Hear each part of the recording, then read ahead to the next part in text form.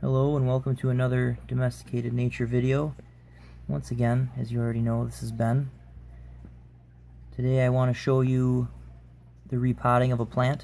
I previously made a video on different types of potting soils. Today I just kind of want to show you the correct procedures or preferred procedures for replanting and repotting. So, as you can see here, got some things already set up here. Different potting soils, my orchid mix and my peat mix. I've got a plant ready to repot. This is a Hawaiian plant. This is actually a Homolamina Walisi. It's called the Emerald Gem. And then I have the new pot, and I have some styrofoam peanuts. And a place to mix my soil. So, generally, from what I have read, research that I've done, one of the preferred methods to do here is you actually take your new pot and set your old pot in it, and based on how much space is still in there, generally what you want to do is just kind of hold your pot in there and fill around it, and if your soil is saturated and moist enough, it should maintain that shape, and then you should be able to remove your pot, and what remains inside should be an opening that your new plant should just sit right into. However, I don't generally use that method because, like I said, your soil needs to be fairly saturated to maintain that shape. So what I like to do is I'll just kind of gauge it a little bit at a time. Generally, the first thing I do with just about any plant, unless the plant, is already too deep for the next size up pot, generally what I will do is I'll take some styrofoam peanuts and I'll just kind of put some in the bottom here. The reason I do that is to help drainage. If your plant's roots are all the way to the bottom, and in this case, like this is a self-watering pot, if there's a pool of water at the bottom and your plant's roots are in it, that's not good. So this will prevent the roots from sitting in a pool of water until the plant grows to be that size where the peanuts don't prevent the roots from growing into them. But for the time being, the pool will sit below the peanuts, and it won't soak back up into the dirt. So I'll put a few peanuts on the bottom, and then I'll gauge it again here. And that's already pretty close to where I need to be. So then what I'll do, as I said in my previous video, I'm a big fan of mixing orchid bark with peat moss. And again, there's different brands. In this instance, I'm using Schultz. So what I'm going to do is take my orchid mix, and like I said in a previous video, I'm going to mix it 3 or 4 to 1.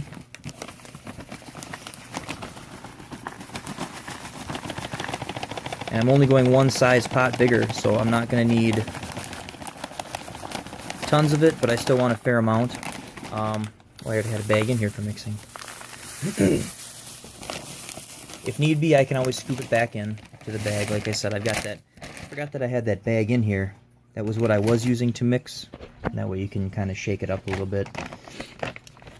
The orchid mix will allow for some drainage, whereas the peat moss will maintain the moisture around the roots.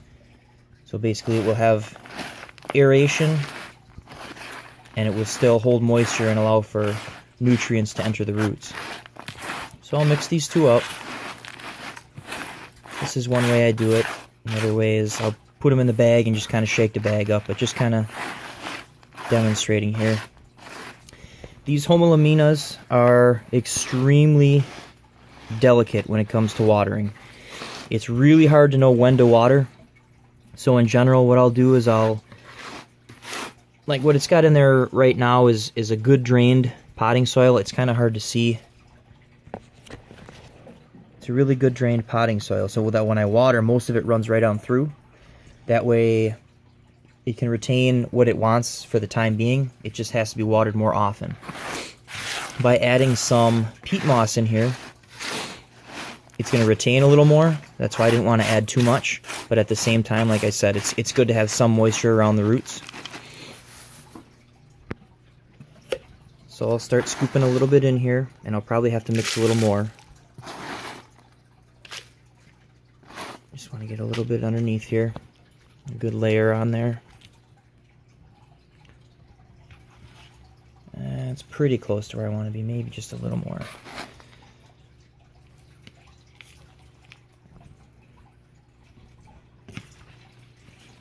That's pretty close. Alright, and again, if only I had a GoPro here. Try to do this as painlessly as possible.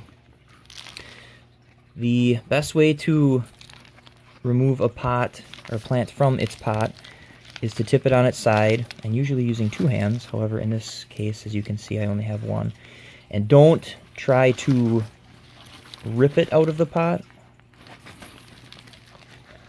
Generally, setting it on its side, there we go, we'll loosen it up, and it should come right out like this. And seeing as this soil is so aerated, there's barely any weight here, so I'm not damaging the plant in any way. Set it in there like that, and I'm going to try to center it here with the soil that I've got. So I'm going to start scooping some in.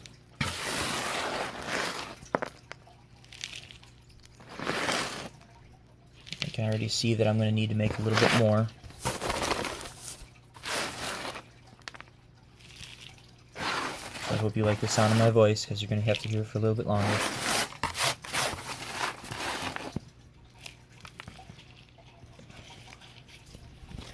And that's a pretty good start right there, but we're going to have to make a little bit more.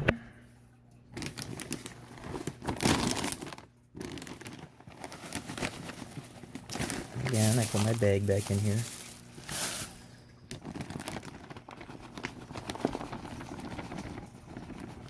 I try not to go too crazy because I don't need too much more, but should be enough of that. And again, about 3 or 4 to 1. That's probably good. And mix it up a little.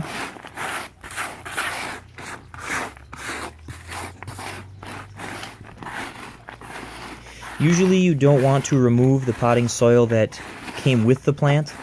It's generally a good idea to leave that in there. When I first started with my indoor house plants, I used to think that right off the bat that I knew what was best for the plant, and I would kind of not necessarily rinse it all off, but scrape a lot of it out.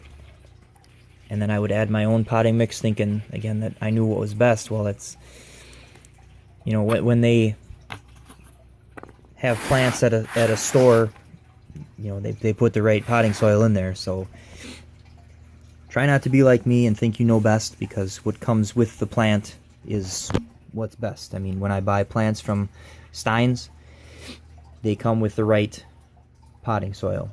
So what was in there was right. So all I did here was add a little more drainage with just a little bit of peat moss to maintain some moisture in the pot. Because again, these are really flighty. This is a good plant to learn how to gauge too much water versus not enough. The leaves are a really good indicator in this instance with too much or not enough water. Right now they're green. That's perfect. That's where you want them to be. When they start to wilt a little bit, like this guy, that means they're starting to need a little bit more water. However, don't go crazy, because with these kind of plants, if you overwater, the leaves will quickly turn yellow and just start to wilt like crazy. So brown is too dry, yellow is too much water, green is right where you want to be. So if you want to really, you know, try your best at a plant here, this is a tough one, but if you think you've got what it takes, like I said, it's the Homelamina Walisi Emerald Gem. So that's what I've got for you. Started with a well-drained potting soil and just kind of added my own custom mix of orchid bark and peat moss, about 3 or 4 to 1. And this is what I ended up with. So in a moment here, I'll just give it a little bit of water, because like I said, these are really flighty plants.